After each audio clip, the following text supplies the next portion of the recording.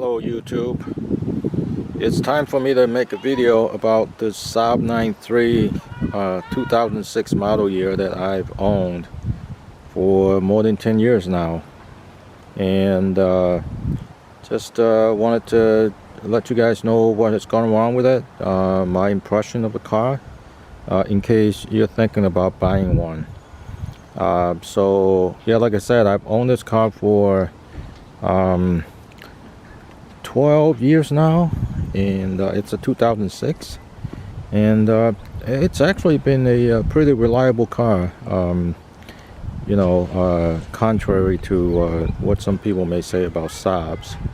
So so first of all, I'm just gonna start with some of the stuff that I've had to repair over the years. So to start it off, I'm gonna go ahead and open the door and talk about the right side power door lock, and the door lock actuator that failed, and the door lock didn't want to automatically open or close, and then we got had an issue with the ignition module right there. That had failed as well, and also let me talk about the calipers. So the both of the rear calipers, they had failed as well. Now what I'm talking about, this is stuff that has failed over the years. So calipers, I think they locked up about 2 years ago. One on the left side, I think that was 2 years ago. On the right side, it's like 3 years ago. And the door lock actuator was like that was like 7-8 years ago. So these things didn't happen all at the same time. So if you look under the, I'm going to open up the engine compartment, the hood, and I will talk about some of the things that had gone wrong, failed over the years. I'm still on the original water pump. A lot of people say that the water pump is a common failure, but not for me. Something that actually failed twice was the wipers. And so what happened was the wiper, actually the transmission failed, and then so the wiper would not retract down to the down position, and so I had this is the power steering pump that failed about probably 7-8 years ago again. I've had to recharge the AC once, air conditioner. The Freon was, the refrigerant was low at one point. I recharged it about 5 years ago, or 4 years ago maybe, and it's been operating good ever since. And let's see, what else has gone wrong with this car besides these little nuances. Also the rear, there's this I think it's called a upper alignment control or alignment link or something like that. This is necessary for you to do the alignment in the rear.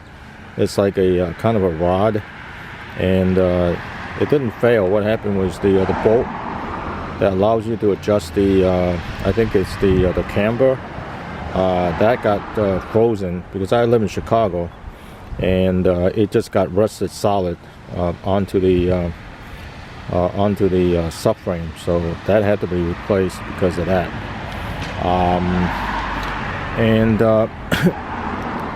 Aside from these little things, I mean the engine itself has been bulletproof pretty much. It's still on the original coils. I did have to replace the valve cover gasket. not because it was leaking bad, it was just seeping. And since I was going to replace the spark plugs anyway, you know, the car has 146,000 miles on it now, and so, you know, I just figured that I would do that as well. And so when I first bought it, like 10 years ago, or 11, I bought it 2009, so it was like immediately after I bought it.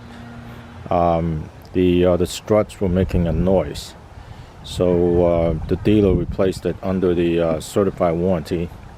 And so, you know, also the usual sway bar link that was making a noise 3-4 years ago.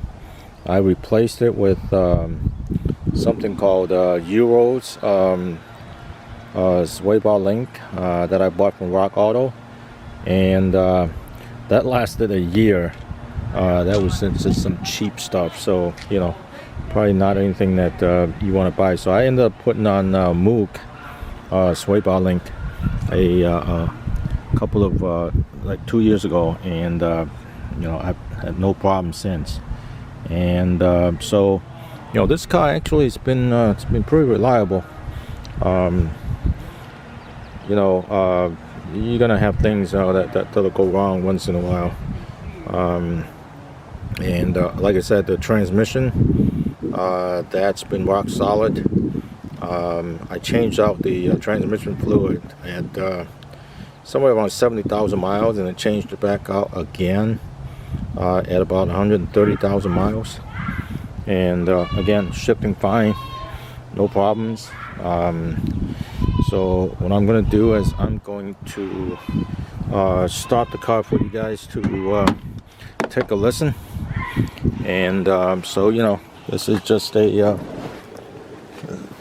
one of those